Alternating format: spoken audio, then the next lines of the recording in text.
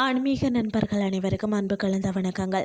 இன்றைக்கு நாங்கள் ஆன்மீகம் சம்மந்தமான பதிவில் பார்த்தீங்கன்னா, சோழர் கால கட்டிடக்கலையின் உச்சம் கங்கை கொண்ட சோழபுரத்தின் அதிசய நவக்கிரக சக்கரத்தை பற்றி தான் நாம் இன்றைக்கு பார்க்க போகிறோம். தமிழகத்தில் கட்டிடக்கலை அதிசயங்களுக்கு பஞ்சமே இல்லைன்னு தான் சொல்லணும். அதில் அரியலூர் மாவட்டத்தில் கங்கை கொண்ட சோழபுரத்தில் இருக்கக்கூடிய அருள்மிகு பிரகதீஸ்வரர் திருக்கோயிலில் ஒரு மகுடம்.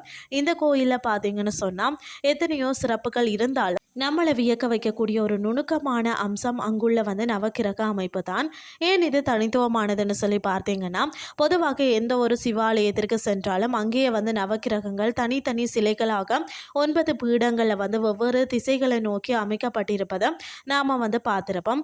ஆனால் கங்கை கொண்ட சோழபுரத்தில் மட்டுமே நவக்கிரகங்கள் ஒரே கல்லில் செதுக்கப்பட்டிருக்கிறது. அதாவது தாமரைப்பூ வடிவம்னு சொல்லலாம். சுமார் 6 அடி உயரமும் அதே அளவு அகலமும் கொண்ட ஒரு பிரம்மாண்டமான கல்லில் விரியும் தாமரை மலர் போன்ற வடிவம் தான் செதுக்கப்பட்டிருக்கிறது. இந்த தாமரையின் இதழ்களில் 8 கிரகங்களும் மையப்பகுதியில் சூரிய பகவானும் வீற்றிருக்கிறார். இது நவக்கிரக சக்கரம் என்றும் அழைக்கப்படுகிறது. அதாவது சூரியனை மையமாக வைத்தே மற்ற கோள்கள் இயங்குகின்றன என்ற வானியல் உண்மையை 1000 ஆண்டுகளுக்கு முன்பே சோழர் கால சிற்பிகள் இந்த ஒற்றைக்கல் சிலையில தத்துவ ரீதியாக உணர்த்தி இருக்கிறார்களா. சிற்பக்கலை அதிசயம் எங்குமே பிணைப்பு இல்லாமல் ஒரே கல்லில் இவ்வளவு நுணுக்கமான ஒரு தேரின் சக்கரம் போன்ற ஒரு அமைப்பில் இதை செதுக்கி இருப்பது தான் சோழர்களின் பொறியியல் திறமைக்கு சான்று. மற்ற கோயில்களில் கிரகங்கள் வெவ்வேறு திசைகளை பார்த்துருக்கோம். ஆனால் இங்கே அவை ஒரு முழுமையான ஒருமைப்பாட்டுடன் காட்சி அளிப்பது தான் மனதிற்கு அமைதியை தருகிறது.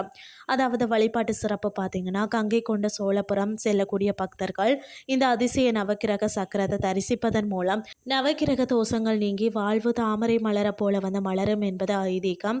ராஜேந்திர சோழனின் வெற்றி சின்னமாக திகழும் இந்த கோயிலுக்கு நீங்கள் சென்றால் கருவறை லிங்கத்தை தரிசிப்பதோடு மட்டுமல்லாமல் தெற்கு பிரகாரத்தில் இருக்கக்கூடிய இந்த அபூர்வ நவக்கிரக சக்கரத்தையும் தவறாமல் தரிசனம் செய்யுங்கள்.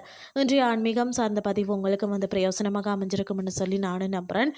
இதே மாதிரி மற்றொரு ஆன்மீகம் சார்ந்த பதிவோடு உங்களை சந்திக்கிறேன். நன்றி.